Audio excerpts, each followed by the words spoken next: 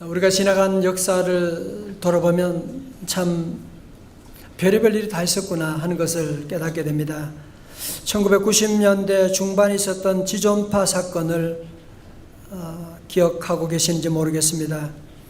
그 당시에 20대 초반 중반의 젊은이 7명이 조직 폭력배를 결성해서 도저히 인간으로서는 상상할 수 없는 그런 방법으로 5명을 연쇄살인하고 붙잡히게 되었습니다.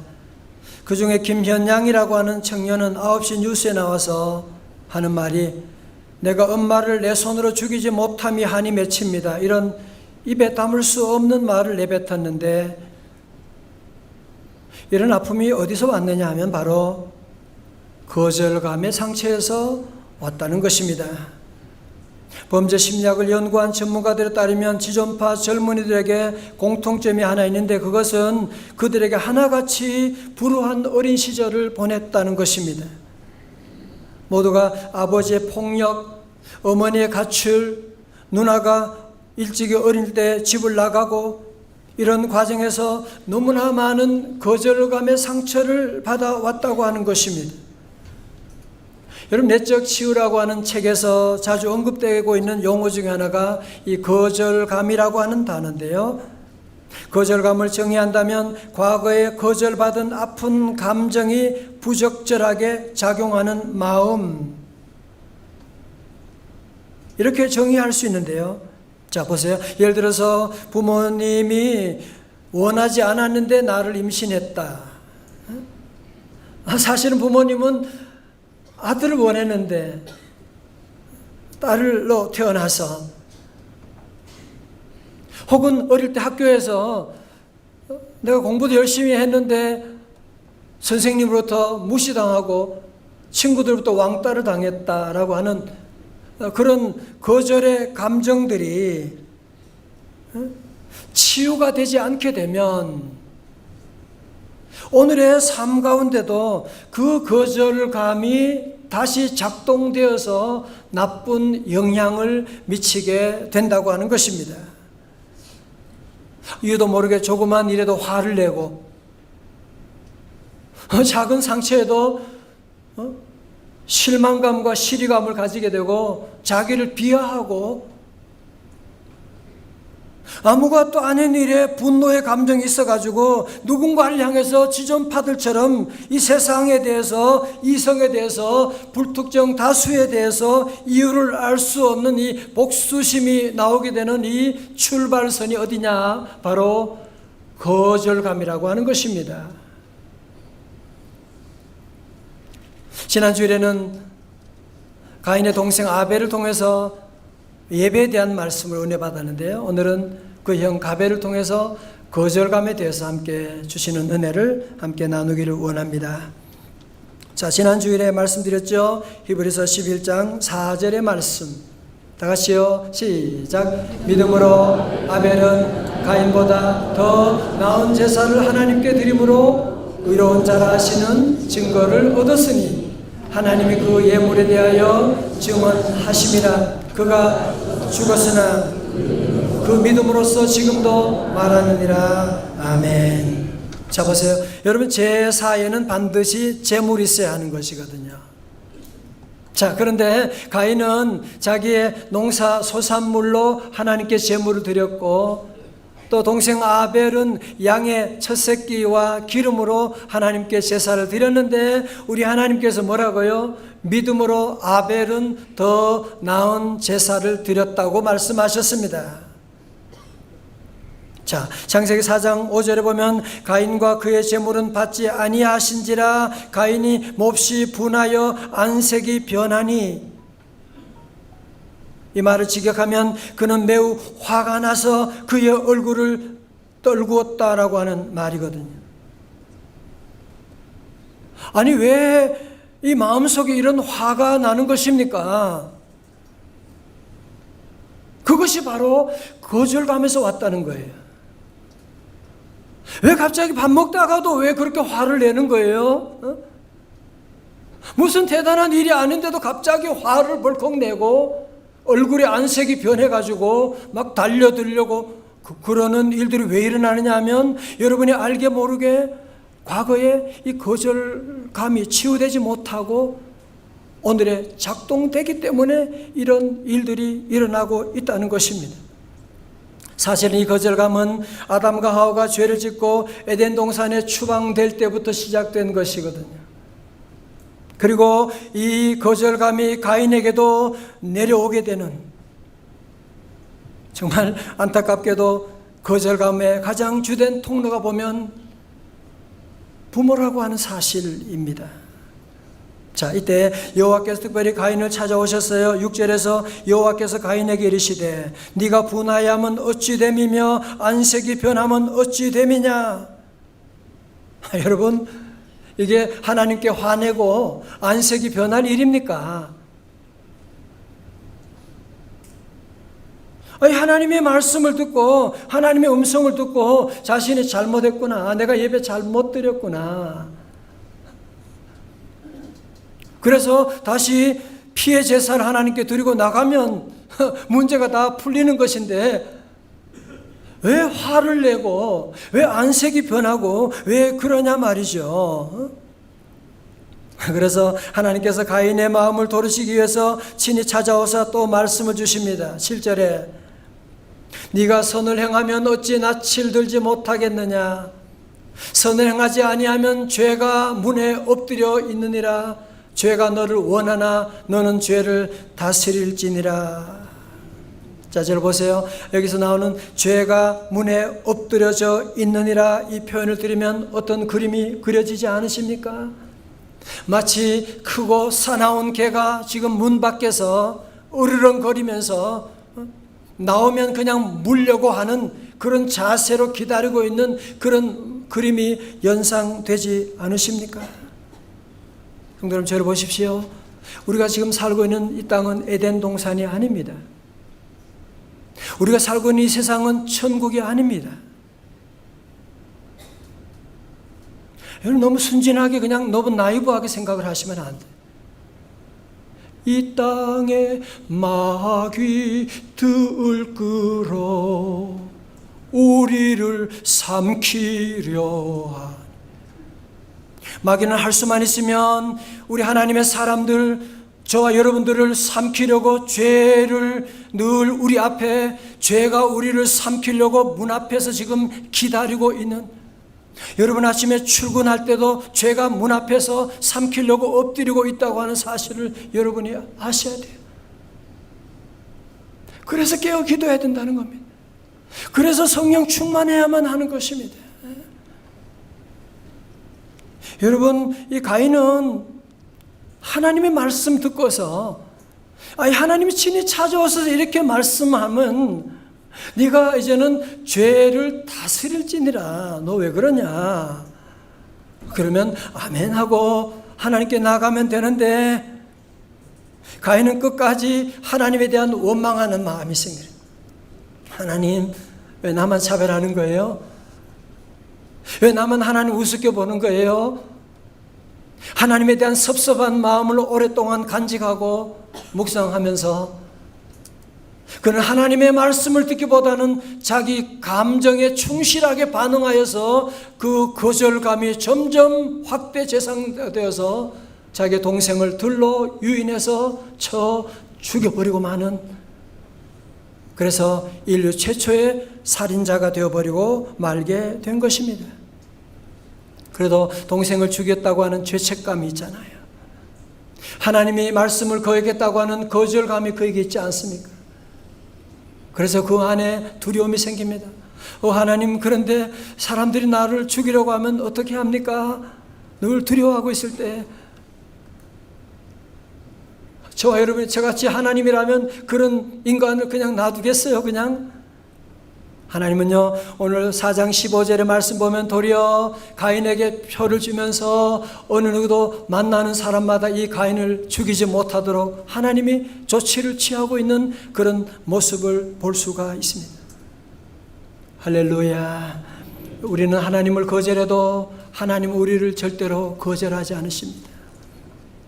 여러분, 하나님에게 없는 것 거절감이 없으세요? 가인이라고 할지라도 끝까지 사랑하시고 끝까지 덮어주시고 끝까지 보호하시려고 하는 이런 놀라운 역사를 보게 되지 않습니까? 방금 앞에서 말씀드렸던 지존파, 정말 인간이기를 포기하는 그 사람들이 어떻게 되었는지 궁금하지 않으십니까? 이들은 교도소에 들어가서도 사형 언도를 받았으니까, 죽을 날이 얼마 남았으니까 어느 누구도 두려워하지 않고 겁내지 않고 교도관들이 감당할 수가 없는 그런 사람들이었습니다. 그런데 어느 날 갑자기 이 사람들이 어린 양과 같이 변화하게 된 거예요. 어떻게 된 거냐? 무슨 일이 있었느냐? 바로 서울의 모 교회 집사님이 지존파의 소식을 듣고 그들을 면회를 가게 된 거예요. 물론 면회 사절했겠지요. 또 갔어요. 또 사절했겠지요. 만났어요. 욕 들었겠지요. 또 갔어요. 그러면서 그들에게 울면서, 우리 주님이 십자가에서 부모님은 너를 버렸지만 하나님은 너를 버리지 않으셨어. 십자가 예수님을 보내주셨어. 너를 용서해 주시고 우리 주님은 죄침 맡은 우리 구주야. 말씀 전하는데 이들이 녹아지게 된 거예요. 이들이 변화하게 된 거예요. 이들이 예수님을 영접하게 된 것입니다. 지존파, 정말 그 중에 가장 악독한 했던 김현양이라고 하는 사람의 편지 내용이 다음과 같습니다. 지난날 사회를 어지럽히던 살인자 김현양이 예수님의 종이 되었다고 전해주세요. 그리고 이 세상 서로를 존중하고 아껴주는 사랑을 베풀면 저 같은 죄인은 다시 태어나지 않을 것도 잊지 말고 전해주세요. 선생님이 나눠주신 사랑을 어떻게 갚아야 할지 모르겠습니다. 그저 조금 남은 생이지만 제가 할 수 있는 사랑을 베풀면서 살아야겠지요. 이재명 선생님 사랑합니다. 김현양 올림. 성도 여러분, 정말 며칠 전만 해도 악마와 같은 표정을 가지고 인간이 먹어서는 안 되는 그것까지도 먹으면서 이런 못된 짓을 하던 인간들이, 그런 끔찍한 사람이 어떻게 변화되었느냐, 정말 놀랍지 않습니까? 이분들이 그런 얘기를 해요. 한결같이 너무너무 안타까워하는 것은 우리가 그전에는 이 복음을 못 들었다는 거예요. 진작 이전 복음을 들었다면 우리가 이런 짓을 안 했을 텐데, 복음 전하세요라고 하는, 정말 이 얘기에는 정말 할 말이 없지 않습니까? 정말 내가 어머니를 죽이지 못한 것이 한이라고, 내가 저 압구정에 있는 저 부자들을 다 죽이지 못하고 가는 것이 억울하다고 했던 사람들이었지만, 누가 무엇이 그들을 바꿀 수가 있었느냐? 하나님 아들 예수님이 십자가 돌아가시는 그 놀라운 십자가의 사랑이, 십자가의 한편 강도도 바로 주님으로 말미암아 구원받게 된 것처럼 저들이 변하여 새 사람이 되게 되는 복음의 놀라운 능력인 줄로 믿습니다. 주의 보혈에 능력이 있습니다. 주의 보혈 능력이 있도다. 주의 피 믿으오. 주의 보혈 그 어린 양의 매우 귀중한 피로다. 오늘 아침에 나온 우리 사랑하는 성도 여러분, 여러분 안에도 내재되어 있는 이 거절감, 오늘 예배를 통해서 성령 강림주일에 주님께서 다 치유하시기를 원하십니다. 세월이 지나면 고쳐진다고요? 아니에요. 주님 만나야 돼요. 우리 주님이 이 땅에 오신 이유가 어디 있습니까? 우리 주님은 바로 우리의 모든 상처를 치유하기 위해서 오신 거예요. 누가복음 4장 18절의 말씀, 예수님께서 이사야 61장의 말씀 인용해서 말씀하셨습니다.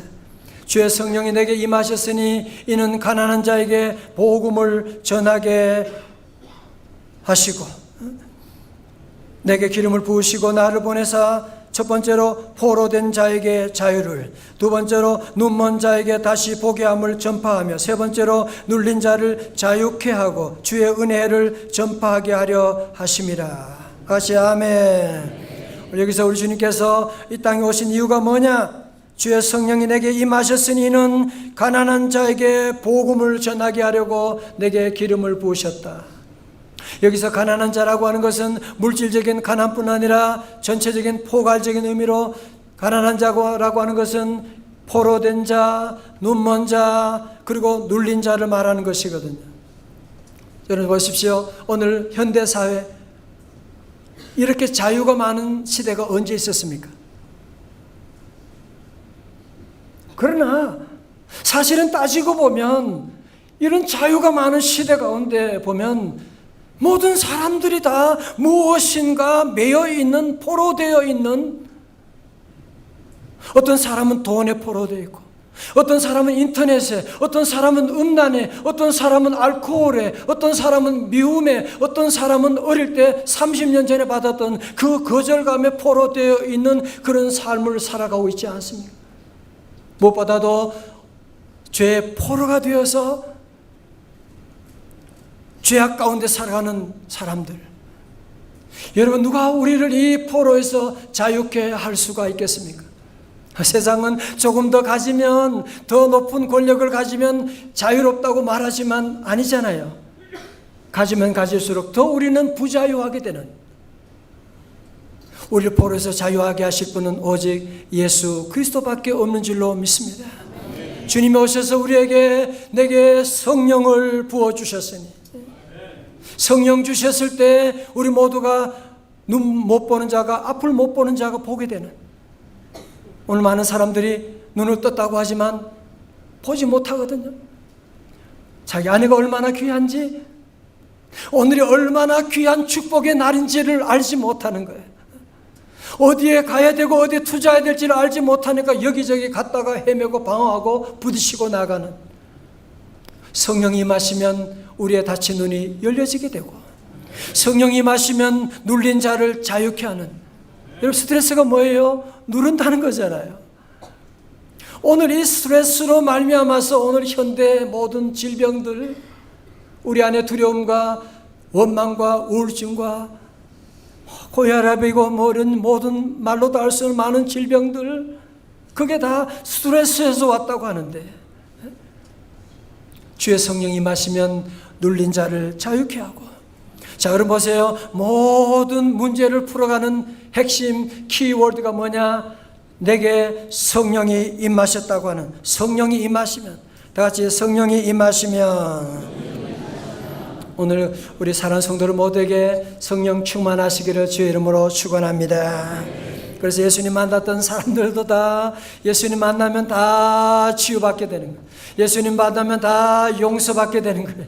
예수님 만나면 삭개오 같은 거절감으로 충만한 사람도 다 변하여 새 사람이 되게 되는, 예수님 만나면 모세같이 거절감으로 충만하던, 엄마에게 버림받고 민족의 동족에게 버림받았던 사람도 다시 일어나서 자기 민족을 구원하는 놀라운 역사를 이뤄나가게 된 것이고, 오늘 여러분 성령 강림 주일에 거절감에서 다 해방될 수 있기를 주님의 이름으로 축원합니다. 요즘 상담 치료를 받는 분들이 많이 있고, 물론 도움이 되죠. 그러나 그것이 우리의 근원적인 쓴뿌리를 뽑기는 어려운 것이거든요.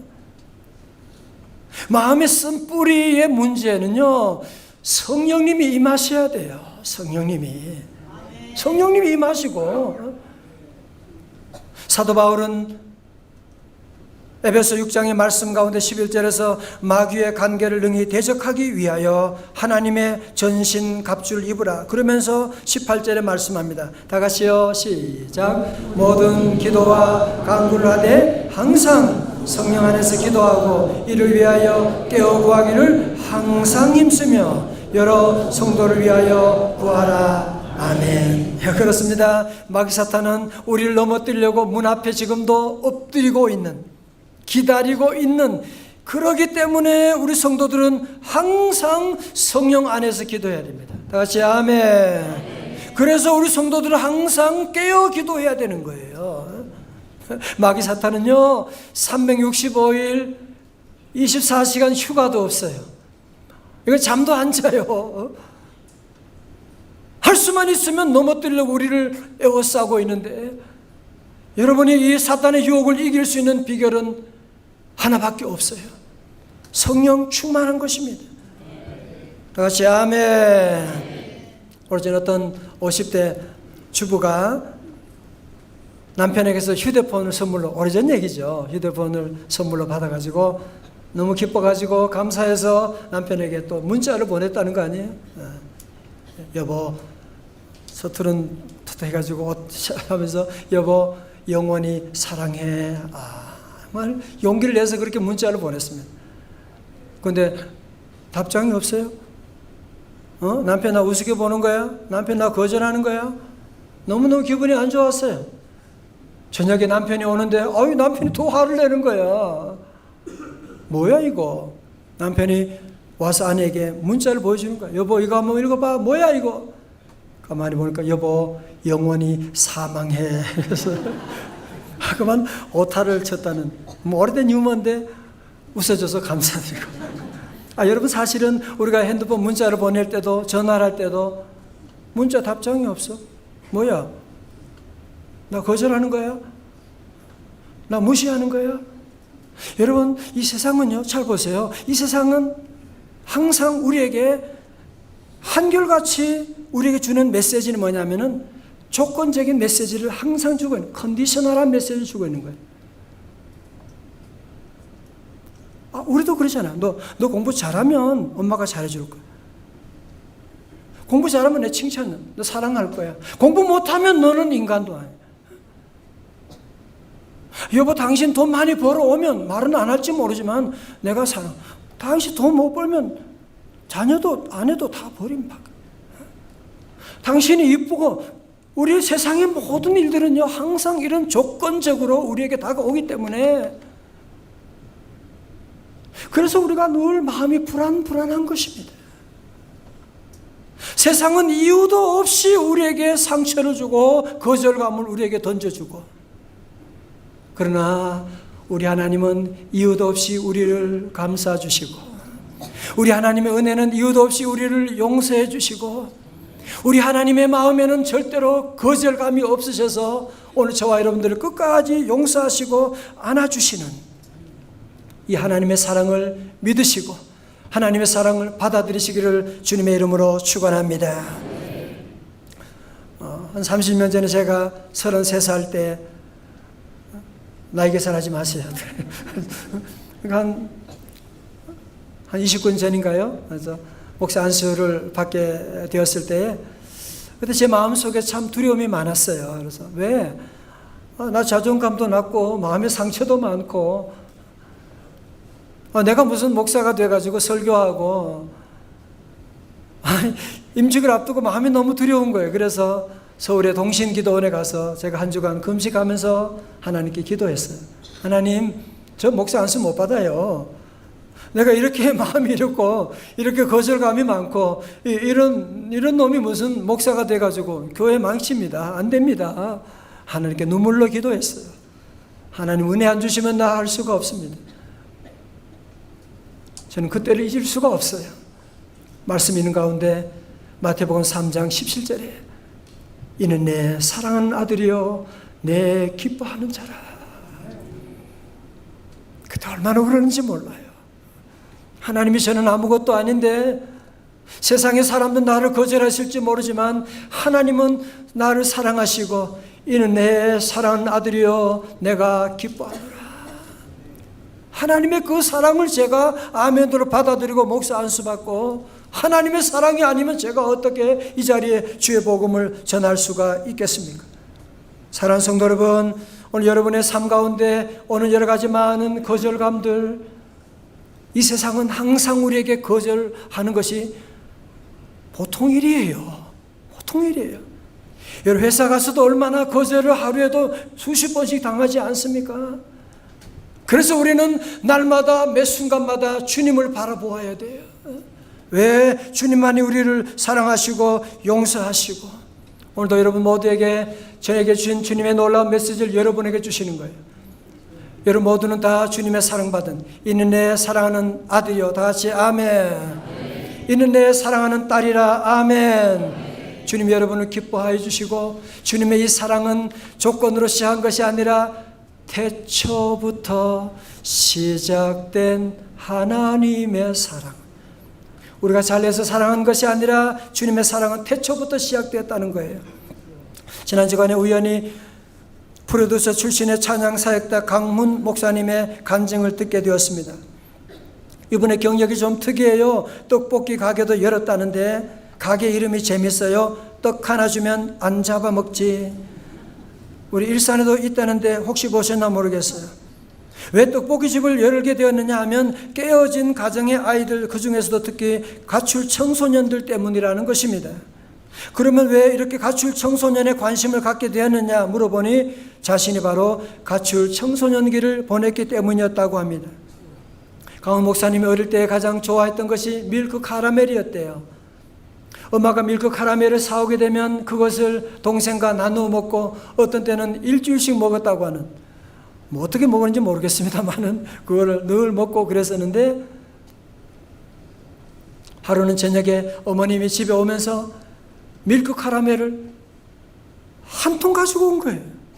와, 생일도 아닌데 무슨 이렇게 많은 밀크 카라멜을 가져오신 거.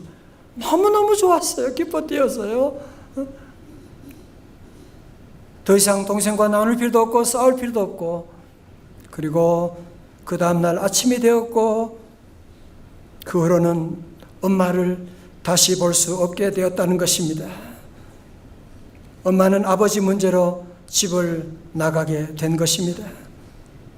강 목사님은 그 후로 방황하고 가출하고 한때는 고아원에서 지내기도 했지만 참으로 감사한 것은 이 불쌍한 손자를 거둬 키워주신 할머님의 그 십자가 사랑, 할머님의 그 사랑, 할머니의 기도, 할머니의 용서가 자기를 감싸주시고 그래서 할머님의 기도로 말미암아 자기가 목사가 되었나라고 하면서 이분이 하는 말이 그래요.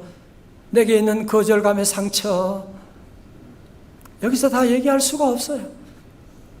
그 많은 상처, 세월이 약이겠죠? 아니에요. 세월이 크면 더 확대되고 더 커지는데 주님의 십자가 그 사랑을 내가 아멘으로 받아들일 때, 하나님의 사랑을 받아들일 때 내가 변하여 드디어 지난날의 나의 과거의 상처가 별이 되어서 도리어 가출 청소년을 섬기는 이런 귀한 가슴 뭉클한 간증을 듣게 되었던 것입니다.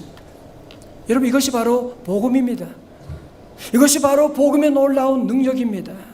로마서 1장 16절의 말씀 다 같이요, 시작. 내가 복음을 부끄러워하지 아니하니 이 복음은 모든 믿는 자에게 구원을 주시는 하나님의 능력이라. 먼저는 유대인에게요 그리고 헬라인에게로다. 아멘. 앞에서 말씀드렸던 지존파도 강훈 목사도 거절감이 많았던 저도 변화되는 길은 뭐였어요? 하나밖에 없지요. 주님의 교회에 나와서 성령이 제게 임하게 될 때, 오늘 성령 강림 주일에 우리 모든 성도들에게도 성령을 사모하고 성령님이 계심을 늘 인정하고 성령님의 놀라운 능력으로 세상을 이겨나가는 주의 성도들 다 되시기를 주님의 이름으로 축원합니다. 여러분, 성령 충만의 이미지는요 물컵의 이미지로 생각하시면 안 돼요. 물컵의 이미지가 아니죠. 이따가 쏟아지는 것이 아니고 성령 충만의 이미지는 마치 호수와도 같고요, 마치 분수와도 같은, 비록 관은 작을지 모르지만 끊임없이 쏟아져 나오는, 계속 공급되는 그 물이 있는 것처럼. 여러분, 요한복음 말씀 보세요. 7장 38절에 나를 믿는 자는 성경의 이름과 같이 그 배에서 생수의 강이 흘러나오리라 하시니. 여러분, 작은 컵인 내 안에 있지만, 그러나 작은 컵에 따라서 물의 양이 결정되는 것이 아니고 내 안에 계속 공급되는 하나님의 성령의 능력이 공급됨으로 말미암아 계속적으로 놀라운 능력을 행사하며 주의 영광을 드러내어 나갈 수가 있다고 하는 것입니다. 오늘 우리 사랑하는 성도 여러분, 우리 하나님은 여러분이 어떤 이유로도, 어떤 실수로도, 어떤 여러분이 상처 때문에 여러분을 절대로 거절하지 않으시고 다 용납하시는 하나님이신 줄로 믿으시기를 주님의 이름으로 축원합니다. 그리고 두 번째로 우리 성도들은 나에게 상처 준 사람들 절대로 여러분이 기억하고 곰씹고 묵상하면 안 돼요. 오늘 예수님의 십자가의 보혈로 내가 모든 죄를 다 용서하노라. 여러분들이 내게 준 모든 상처 준 사람들 다 용서하고 또 여러분 안에 있는 모든 거절감과 상처도 다 예수의 십자가로 다 치유받고 이제 모두가 다시 한번 성령의 능력으로 모두가 치유받아 세상을 치유하는 이 대열에 함께 동참해 나가는 십자가의 용사들이 다 되시기를 주님의 이름으로 축원합니다. 축원합니다. 다 일어나셔서 함께 오늘 찬송, 오늘 말씀을 녹여놓은 찬송에 있어서 우리 함께 부르며 주님 앞에 나가기를 원합니다. 마음이 상한 자를 고치시는 주님이에요. 하늘 아버지 날 주관하소서. 의에 줄이고 목마르니 성령의 기름 부으소서. 함께 찬양합니다.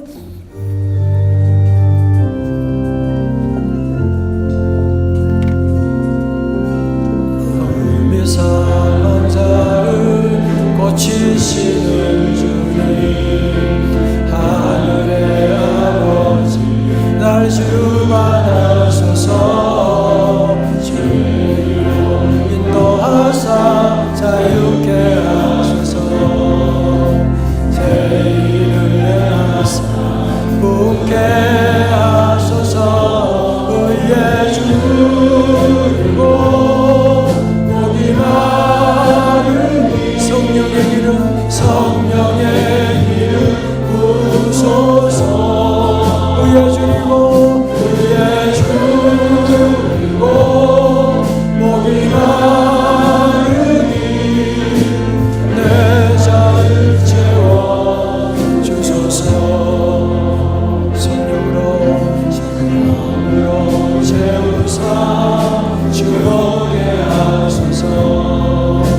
주의 임재 속에 은혜 알게 하소서.